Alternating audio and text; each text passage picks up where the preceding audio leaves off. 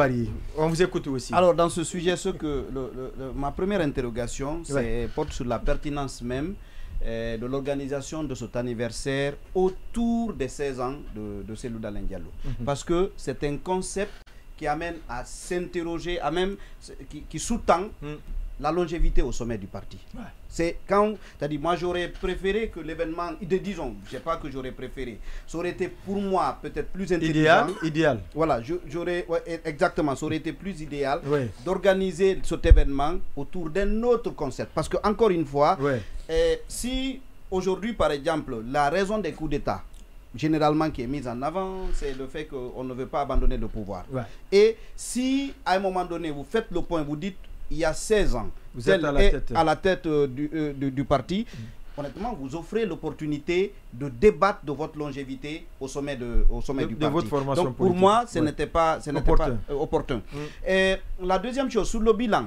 Alors, sur le bilan, on peut le voir à moitié, selon son le point verre de à vue, moitié. le verre à moitié plein ou à moitié vide. Il est vrai que le parti, tel qu'il est aujourd'hui, n'est pas ce qu'il était. Celui que Cellou Dalein a hérité. C'est une évidence. Oui, mais en même temps, il l'a massifié. Est-ce qu'on a su profiter de cette massification pour la convertir en accession au pouvoir? Ça n'a pas, par exemple, quelqu'un d'autre peut voir que le verre est à moitié vide de ce point de vue. C'est-à-dire, on peut vous dire que tout autre parti politique, tout autre leader à la tête d'une grosse machine comme l'UFDG aurait réussi. C'est pas une machine de guerre, hein? Non, machine politique. Voilà, oui, pas une machine de guerre. Non, si je dis machine politique. On est en train de parler de. On est en démocratie, le pouvoir se prend par les yeux. Je dis. Allez-y, Je pense qu'il est respectueux aussi de ce principe. Alors, je vous ai parfaitement suivi. Le pouvoir, c'est le suffrage universel, mais c'est des stratégies aussi. Je dis, ça doit être interrogé. Quelle est la stratégie? Non, ce n'est pas vous qui êtes le modérateur. Non, ce n'est pas à moi. Ce n'est pas à moi de la parole. Ce n'est pas à moi de donner. Souffrez, sortez de la dictature d'opinion. Donc je dis, on est obligé de reconnaître que le parti, moi je pense même qu'au-delà de la Guinée, le parti fait partie des plus gros partis politiques du continent africain, si ce n'est vraiment le plus grand, pratiquement, en termes de capacité de mobilisation.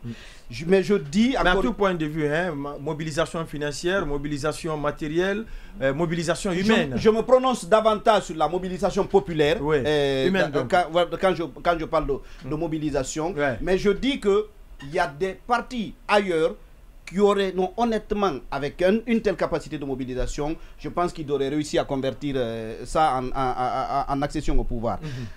L'autre chose est... La troisième chose. La troisième dimension, et c'est ce que Monuma a relevé. En termes, je dis, après 16 ans, si on doit faire le bilan, on doit aussi penser à l'après, Cellou Dalein Diallo. Alpha Condé avait dit, il voulait faire du RPG, l'ANC. Aujourd'hui, nous savons ce qu'il en est. Alors, moi je dis, Cellou, on ne peut pas lui contester parce qu'il faut un leadership pour continuer à mobiliser les gens comme il le fait. Mais je dis, à un moment donné, non, je veux dire, il faut qu'à un moment donné, faire comme ce que Bamamadou avait fait. Parce que ce que nous voyons là, c'est aussi une question de vision de la part de Bamamadou. Savoir à un moment donné, transmettre les leviers, et peut-être savoir miser sur la bonne personne. Comme Bamamadou l'a fait. Exactement. Comme Baouri l'a fait avec Bamamadou. Exactement. Je dis du coup, ça ce n'est pas en termes de bilan, mais en termes de perspective, on devrait commencer à réfléchir au sein de l'UFDG, parce que ce serait un gâchis que après Cellou, tout cela s'effondre subitement. Ce serait un gâchis. Donc, il faut tout de suite... on le voit aujourd'hui la question ne doit pas être tabou. Les fleurs sont en train de faner. Quoi qu'on dise, c'est trop compliqué. Le PDGRDA, même histoire, même combat. Il y a le PASTEF qui prépare son plan B avec le secrétaire général du parti. J'ai parfément conscience. J'ai parfaitement conscience parce que hier... Hier, en off, il y a Monuma et moi qui en avons un peu parlé en off. Il avait cité par exemple le cas de Marine Le Pen qui n'était pas nécessaire, n'était pas obligée de rester à la tête du parti pour être candidate à l'élection. Je dis que le pouvoir en Afrique c'est peut-être quelque chose de tout particulier. C'est-à-dire vous confiez les rênes de votre parti à quelqu'un, a priori vous avez perdu le parti. C'est peut-être naïf de penser en ces termes-là. Mais je dis, ce serait quand même bon, quand on est humain, à un moment donné, d'envisager le futur sans soi. C'est en cela sans que cela ne vous soit imposé. Exactement. C'est en soi, c'est de cette façon seulement qu'on réussit à garantir le statut d'institution du parti. Qui réussissent à vous surpasser, c'est en cela qu'on le réussit. Votre leadership non, c'est-à-dire on est en train de mis en avant. Non, qui résiste à votre absence. Non, aujourd'hui on est en train de parler du parti comme institution.